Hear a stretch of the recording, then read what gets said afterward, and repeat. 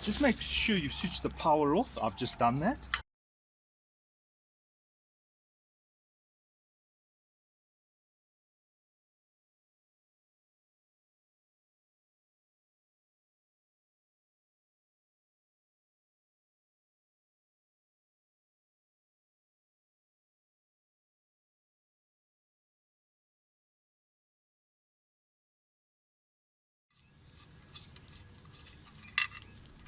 Yes, and look at the date here, 15th of the 5th, 1997.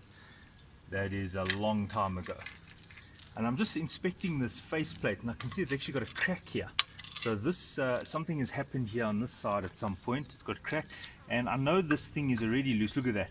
Now what I did on the other side, I actually took it to an engineer to ground this out and press 2 bearings in here so that it no longer rattles. Quite a big job. Don't know if it's worth it. Right.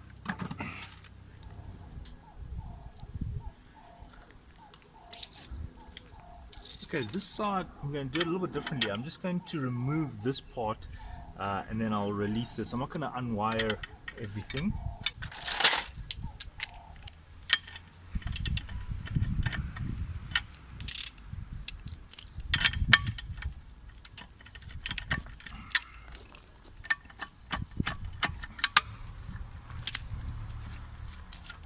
I've just taken these 2 nuts underneath here and I'm just going to release the belt, and then make sure you release the what do you call those things?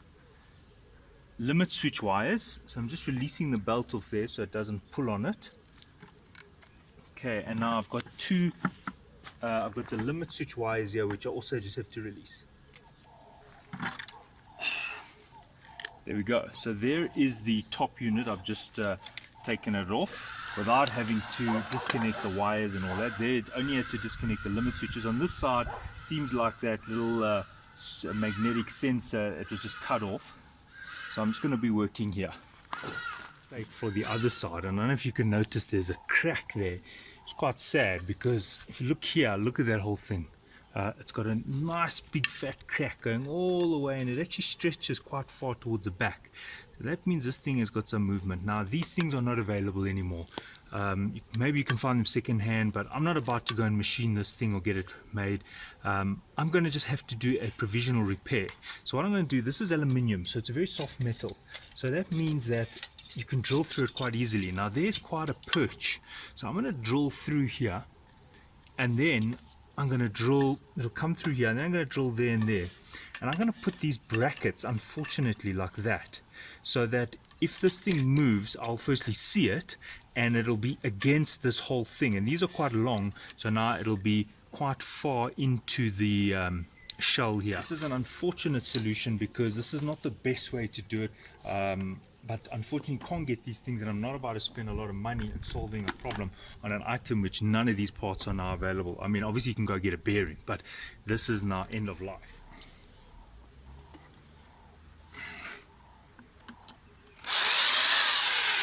Now you can see how quick it is because the aluminium is very soft. This is not aluminium, so this is going to be a little bit tougher drilling, and I'm going to put these here.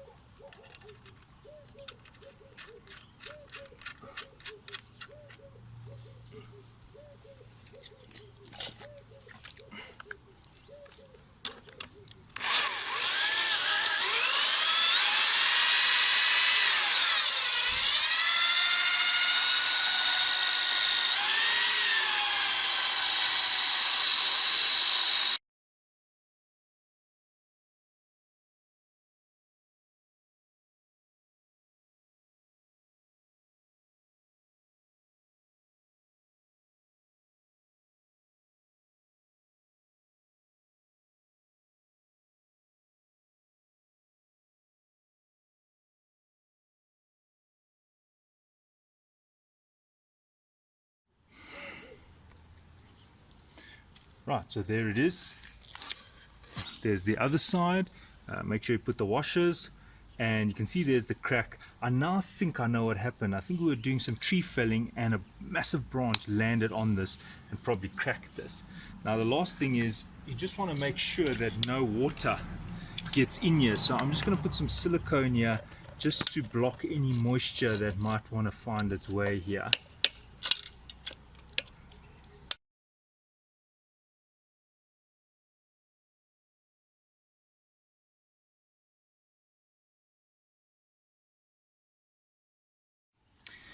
Now if this thing moves, I will see it indent here. If this this bolt breaks, I'll see the head pop off here. That's particularly why I've used a different head here. And this is a preliminary solution for a problem. Hopefully it will solve changing this thing in the next 2 years or so. And I'll just put it back together.